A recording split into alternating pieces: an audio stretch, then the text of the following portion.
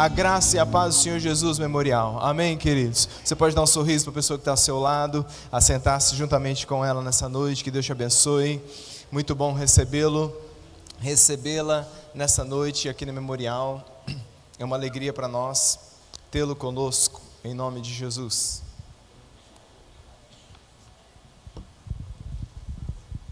Graças a Deus, a você que nos acompanha online também, que o Senhor te abençoe em nome de Jesus. E para você que nos visita, é sempre uma honra, amamos receber visitantes. Deus tem um plano na sua vida. Amém, queridos? Vamos abrir a nossa Bíblia, por gentileza, no livro de Hebreus, capítulo número 11. E eu quero partilhar com você hoje uma palavra que se chama permaneça firme. Permaneça firme. Hebreus, capítulo de número 11, dos versículos de 23 a 29. Partilhe uma rápida palavra nessa noite, depois iremos para a mesa do Senhor. Hebreus capítulo 11, de 23 a 29. O texto será projetado, é bom que você o acompanhe também. Diz assim a Bíblia: pela fé, Moisés, apenas nascido, foi ocultado por seus pais por 3 meses, porque viram que a criança era formosa. Também não ficaram amedrontados pelo decreto do rei. Pela fé, Moisés, quando já homem feito, recusou ser chamado filho da filha de Faraó, preferindo ser maltratado junto com o povo de Deus a usufruir os prazeres transitórios do pecado. Porquanto considerou o opróbrio de Cristo por maiores riquezas do que os tesouros do Egito, porque contemplava o galardão. Pela fé, ele abandonou o Egito, não amedrontado com a cólera do rei. Antes, permaneceu firme, como quem vê aquele que é invisível. Que declaração extraordinária, não é, irmãos? Firme como aquele que vê aquele que é invisível.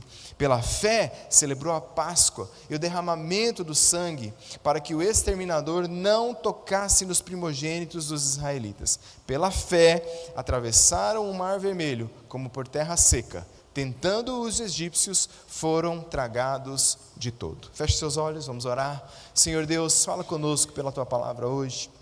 Ilumina nosso entendimento e que só o nome de Jesus seja glorificado. A partir de mim, todos nós que estamos aqui hoje à noite, carecemos da graça e de um renovo de força e permanência na Tua presença. É a oração que eu faço em nome de Jesus, o nosso Senhor. Amém e amém.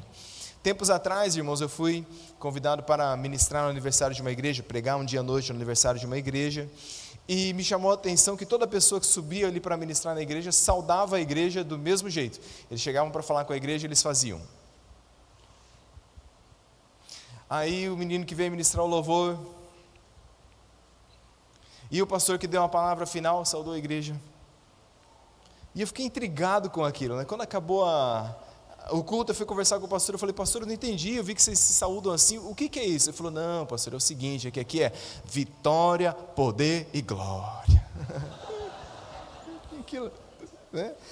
E eu fiquei pensando sobre aquilo, eu falei assim: tá certo, mas está faltando uma coisa, porque a vida cristã não é só vitória, poder, a vida cristã também é. Está no mesmo barco que eu? Vida que vitória, poder, glória, e tem um tanto de prova, de luta também.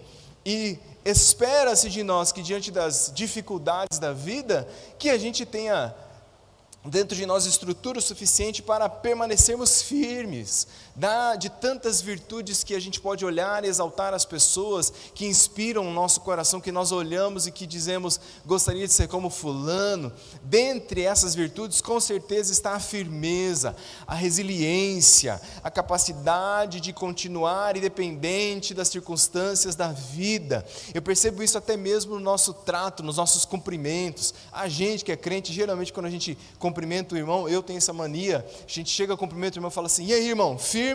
Não é assim que a gente cumprimenta, sim ou não? E aí, irmão, firme? Eu nunca vi ninguém aqui na igreja falar assim: e aí, irmão, moleza? Moleza, tudo ladeira abaixo, firme, firmeza. A maneira como a gente se refere a pessoas nas quais a gente confia, a gente diz: pode ir lá, que fulano é ponta firme.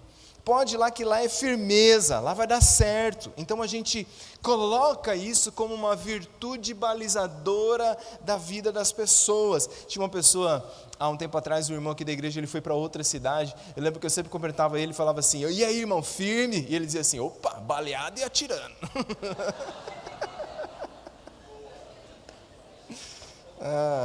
Os crentes. Deixa eu falar duas afirmações para você, antes da gente entrar no ponto. Duas afirmações sobre a vida, elas são universais para todos nós que estamos aqui hoje à noite. A primeira é que Deus permite que seu povo enfrente situações difíceis e impossíveis. Todos nós, via de regra, passaremos por situações difíceis e impossíveis. Foi assim com os pais de Moisés. Logo que o menino nasce, eles já nascem tendo que esconder o menino, e o texto diz que esconderam Moisés porque ele era formoso. A pergunta que fica aí: se ele fosse feio, né? Se ele tivesse nascido com cara de joelho, ia ter que esconder também? Mas o fato é que eles esconderam porque Faraó tinha dito: todo menino hebreu deve ser morto, o povo está crescendo muito e a gente não pode permitir. Então eles já nascem com essa tensão. Moisés vai passar por vários momentos difíceis da sua vida. Versículo 24 do texto que lemos diz que ele precisa abandonar o ser chamado filho da filha de Faraó. Ele foi maltratado junto com o povo de Deus, versículo 25. No 27 diz que ele enfrentou a fúria de Faraó. No 29 diz que ele teve que enfrentar um mar sobre a sua frente. Então todos nós, na nossa jornada, passamos por situações difíceis e impossíveis. Uma segunda verdade é que Deus, da mesma forma que passamos situações difíceis, Deus tem competência, habilidade e criatividade para realizar os seus planos e cumprir as suas promessas. Essas coisas também estão passando na vida de cada um de nós. Deus vai agir e Deus age levantando pessoas. Olha como Deus age, irmãos. Deus age na vida de Moisés. A mãe dele esconde ele e fala assim: mas ele não pode ficar aqui na minha casa tanto tempo. E ela repara que perto do rio, a filha do faraó vem tomar banho num determinado horário. E ela fala assim: se eu soltar o cesto aqui, o cesto vai descer, essa menina vai encontrar o Moisés. E aí ela solta o cesto e ela manda a irmã, manda a Miriam, seguindo na beira do rio. Quando a menina acha Moisés, ela diz assim: minha mãe pode criar ele para você, se você quiser. E aí, então a mãe adota o filho, cria ele, ainda recebe uma grana da filha do faraó. Isso é plano de mãe. Plano de mãe. Deus tem suas habilidades. Deus vai libertar o povo. Deus vai usar Moisés e Arão. Pessoas que, quando a gente lê na Bíblia, a gente pensa: eles são perfeitos, eles não têm problemas. Arão, o primeiro sacerdote, o sumo sacerdote, se a gente pode dizer assim. Mas Arão, quando falava, meu amigo, geralmente coisa boa não via. Números capítulo número 12, ele e Miriam se juntam para fofocar e reclamar de Moisés. Dizer assim: será que Deus só fala com Moisés? Não fala com a gente também? E a Bíblia diz que Deus ouviu e não gostou. Cuidado quando você fala do seu pastor da sua casa. Miriam ficou leprosa, ficou 7 dias fora do arraial. Aí Moisés sobe para receber os mandamentos da lei, fica lá 40 dias, e o povo começa a pôr pressão em Arão, e Arão não aguenta a pressão, e resolve fazer um bezerro de ouro, um deus egípcio, que eles serviam antes, junto o ouro do povo, faz o bezerro. Moisés desce, vê aquele culto em volta do bezerro, fica irado, quebra as tábuas da lei, devia ter quebrado na cabeça de Arão. E aí ele chega e fala: Arão, o que é isso aí que você fez? Sabe qual é a resposta dele? Ele diz assim: não sei, joguei o ouro no fogo, saiu esse bezerro. Está na Bíblia, aqui ó, deram-me o ouro, lancei no fogo, saiu esse bezerro. Então, se Moisés, irmão, se Deus pôde usar Moisés, que ficou com a língua pesada, depois que foi para o deserto, que não falava mais o egípcio direito, ou era gago, se o Senhor pôde usar a mãe de Moisés, pôde usar Moisés e pôde usar a Arão, Ele pode usar a nossa vida também. E se Deus fez grandes coisas na vida deles, que tinham falhas e defeitos, pode fazer na nossa vida também. Porque Deus tem habilidade, criatividade e competência para cumprir os seus planos e realizar as suas promessas. É por isso que a gente pode permanecer firmes. Porque Deus ainda não terminou de trabalhar.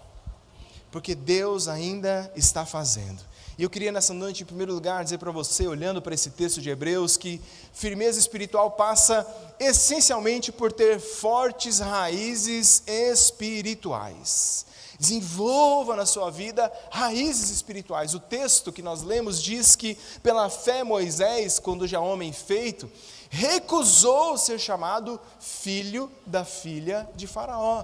Esse texto, esse relato está em Êxodo, capítulo número 2, que diz que lhe disse a filha de Faraó: leva este menino, crie-o, pagar-te-ei o teu salário. A mulher tomou o menino e o criou. Essa é a mãe de Moisés. Sendo o menino já grande, ela o trouxe à família de Faraó, da qual passou ele a ser filho.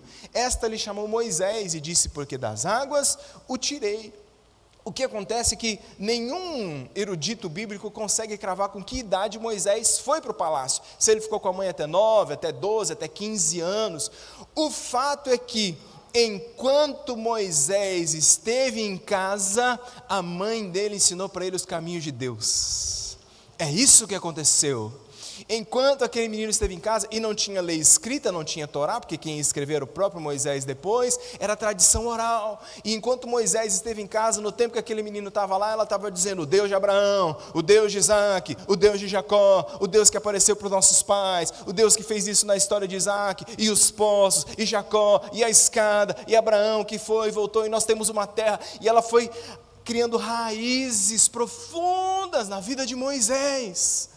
Os pais que estão aqui, eu sei que a gente tem sonhos para os nossos filhos, eu tenho sonhos para os meus filhos, a gente quer dar bom estudo, a gente quer dar boa educação, balé, kumon, judô, programação, curso de inteligência artificial, tudo isso a gente quer fazer, mas essencialmente nós estamos na vida dos nossos filhos para uma coisa: para ensiná-los a andar no caminho do Senhor. Ensinar a criança no caminho em que ela deve andar, e a gente como pais precisa ser intencionais na nossa disciplina de ensinar os nossos filhos a terem raízes espirituais. Continue semeando no coração dos seus filhos, por mais que agora você não veja. Já viu um campo recém-semeado? Você olha para um campo recém-semeado, não tem nada, mas as sementes estão lá, e conforme o tempo for passando e a chuva for caindo, um dia aquilo que você semeou vai florescer, e vai ser assim também no coração dos seus filhos, em nome de Jesus. O que o homem plantar, isso certamente ele colherá. Verdade sobre raízes espirituais: primeiro, raízes são invisíveis, mas são essenciais. O cristianismo ele tem essas duas facetas: essa faceta comunitária, pública, onde a gente demonstra o nosso fervor, nossa canção, nossa oração, ok, mas o cristianismo tem uma outra faceta, que é a faceta particular, a faceta privada, e essa é muito importante, porque é ali que a gente cultiva a raiz. Por que fulano não está se descabelando? Por que fulano? Porque ele tem aquilo que é essencial, ele tem raízes. Quando as tempestades vierem, quem tiver raízes profundas, permanecerá. Raízes profundas. A gente está no vento da tribulação, e qualquer vento, qualquer coisa, a gente já está querendo envergar, já está querendo cair. É a profundidade das minhas raízes que dirão o nível de tempestade o qual eu consigo suportar. E terceiro, as raízes estão intimamente ligadas com o seu destino. Aquilo que você ancora a sua alma vai ser aquilo que você vai se tornar.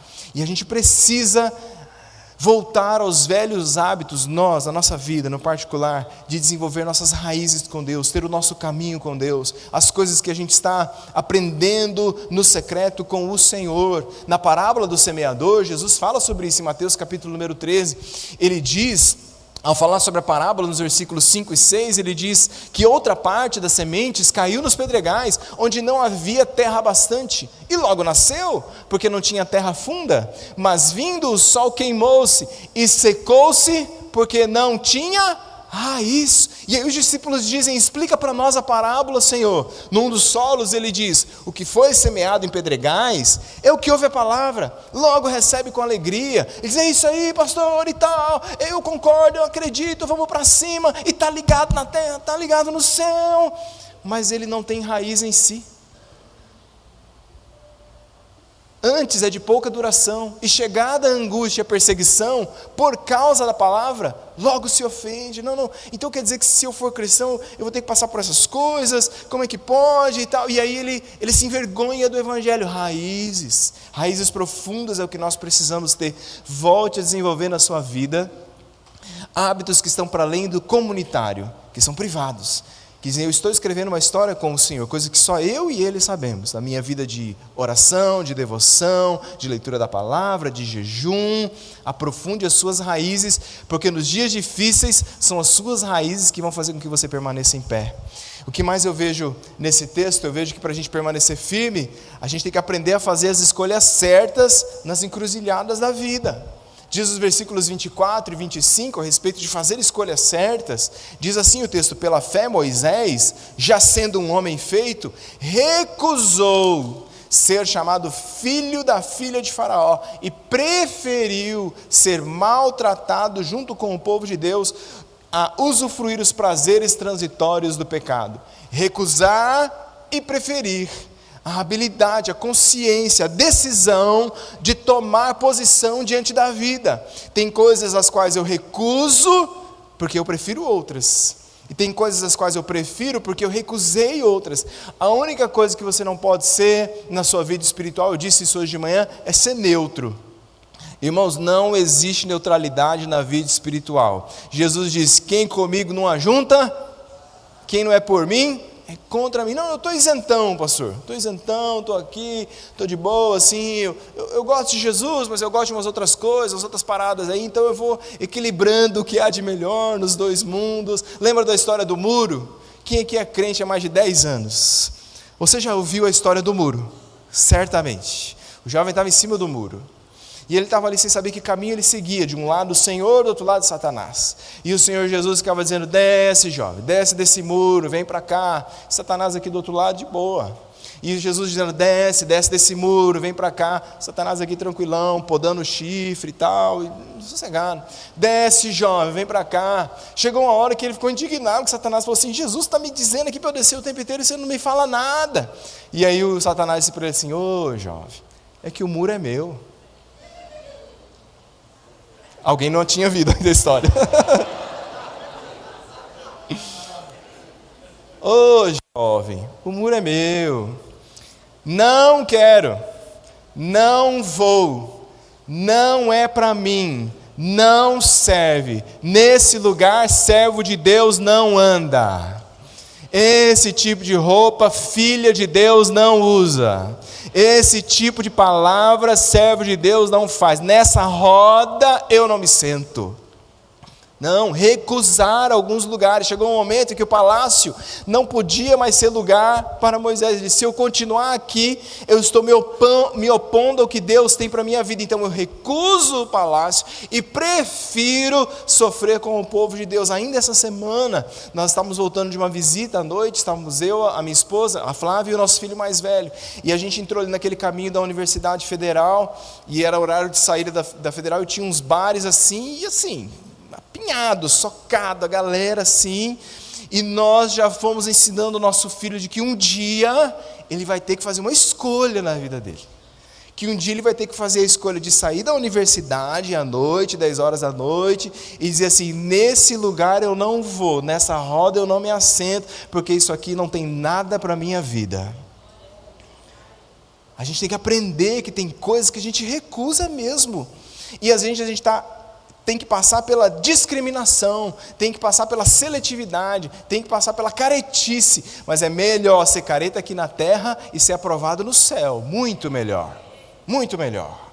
E Moisés, ele recusa. Pablo Neruda, que dizia, o prêmio Nobel da literatura, ele disse, você é livre para fazer as suas escolhas, mas é prisioneiro das consequências. Então a semente é de livre-arbítrio, mas a colheita é obrigatória. Estou semeando, são as escolhas que eu vou fazendo, a colheita daquilo vai vir e vai acontecer, não tem jeito. Eu só digo para você, aprenda a decidir, saia da neutralidade e saia das decisões ruins, pede ao Senhor, qual é a encruzilhada da vida que você está vivendo? Qual é a proposta que está sobre a sua mesa? Que você diz, e agora Senhor, eu negocio os meus valores ou não negocio? E agora Senhor, eu deito ou não me deito? Eu beijo ou não beijo? Eu largo ou não largo? Nessas horas a gente tem que aprender a fazer as escolhas certas. Jovem que está aqui, que vai casar, escolhe certo. Escolhe certo, escolhe pelo princípio de Deus. Só também para de enrolar, porque tem uns meninos e as meninas que não escolhem. Demora. Quando vem a menina casou com um amigo.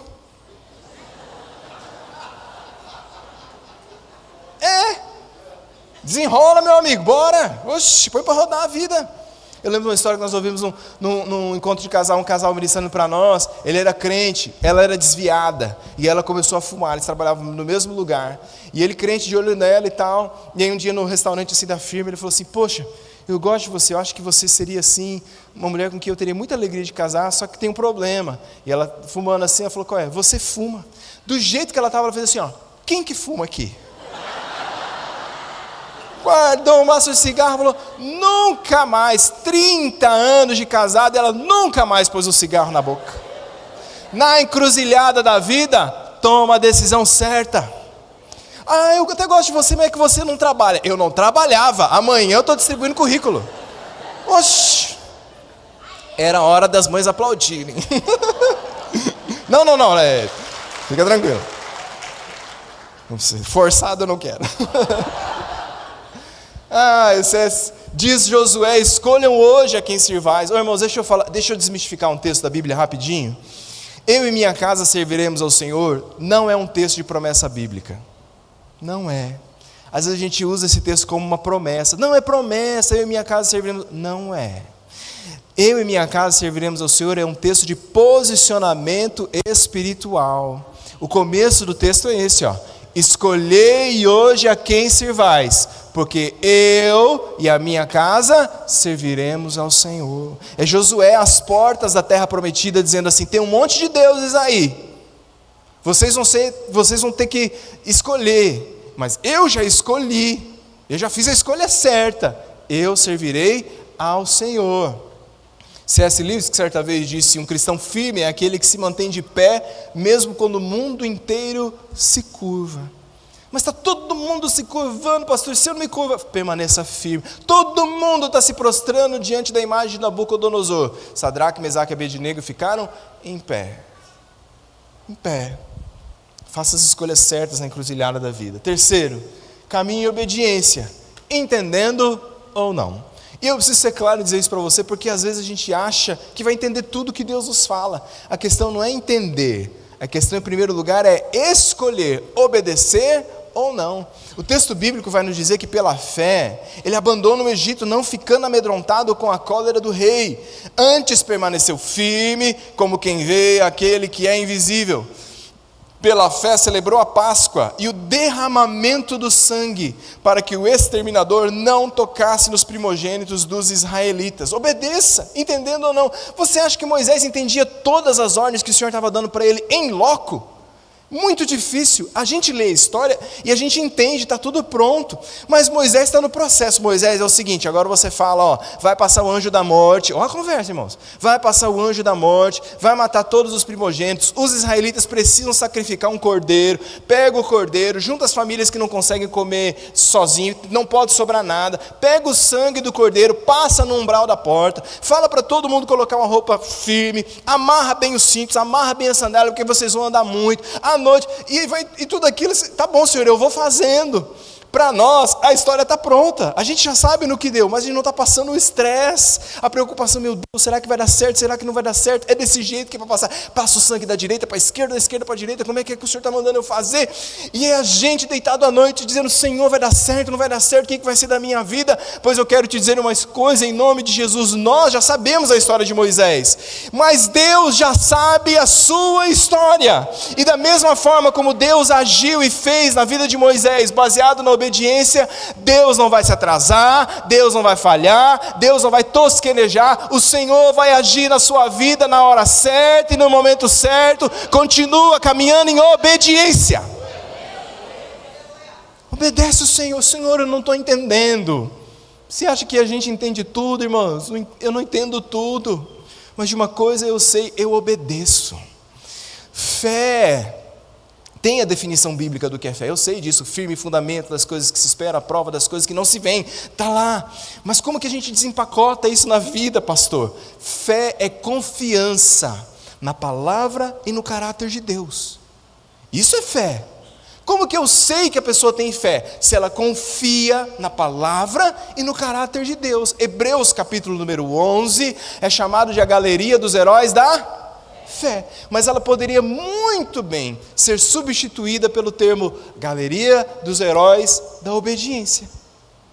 Porque o que Deus falava, esses homens faziam. Vai cair a muralha de Jericó, vocês vão andar 7 dias, vão dar uma volta um dia, vão dar 7 voltas no 7º dia. Sim, Senhor, nós vamos te obedecer. Porque muitas vezes fé e obediência se confundem. Então quando a gente ora, Senhor, eu quero ter mais fé, você também precisa aprender a elevar o seu nível de obediência. Uma grande história de firmeza espiritual é construída com inúmeros pequenos passos de obediência. É isso. Pequenos passos de obediência construirão na sua vida um grande legado de firmeza espiritual. Por fim, por último, sobre firmeza espiritual, busque as recompensas que permanecem. Diz o texto bíblico no versículo 26, porquanto ele considerou o opróbrio de Cristo por maiores riquezas do que os tesouros do Egito, porque contemplava o galardão. Atendendo pessoas, conversando com pessoas, observando o comportamento das pessoas, eu percebo que nesses dias, muitos de nós estamos enganados com as luzes e com os holofotes desse mundo.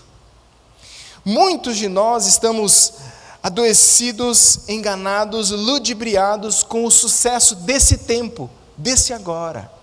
Faz uma dosimetria da sua vida e mede quanto tempo da sua semana você passa consumindo sucesso de outras pessoas. Quanto tempo da sua vida você passa na sua semana consumindo sucesso de outros? Olha só para onde eles viajaram. Olha onde eles foram passar férias. Olha só o carro que eles compraram. Olha como fulano emagreceu. Olha como eles são felizes. Olha como os filhos dele. Olha isso. Olha onde eles foram jantar hoje. Você ali comendo seu miojo com tangue. E aí você vai consumindo aquele sucesso, as pessoas, aquela projeção. Você vai consumindo aquela projeção, e aquilo vai te adoecendo, aquilo vai dizendo, eu nunca vou chegar a ser isso, eu nunca vou conseguir, porque por mais bom que a gente seja, sempre tem alguém melhor que a gente nesse mundo. Por mais que você fale bem, alguém é melhor. Por mais que você seja um advogado de sucesso, tem outro melhor. Por mais que você seja um bom médico, tem outro melhor. Sempre vai ter alguém. E sempre vai ter alguém vendendo um sucesso que não existe. Performando uma espiritualidade que ele nem mesmo tem. E a gente vai adoecendo na alma. A gente vai dizendo, quando que eu vou conseguir viajar para esse lugar também? Quando que eu vou conseguir comprar esse carro também? Quando que eu vou conseguir jantar desse jeito também? Quando que eu vou ter essas roupas também? E a gente vai se medindo, e a gente vai achando que isso aqui é tudo. Mas eu quero te dizer nessa noite, isso aqui, irmãos, não é tudo. Aleluia! Não é tudo, eu não preciso adoecer a minha alma, eu não preciso achar que eu valho o quanto eu tenho no banco, ou se eu tenho uma casa, ou se eu tenho um carro, ou se eu tenho bens.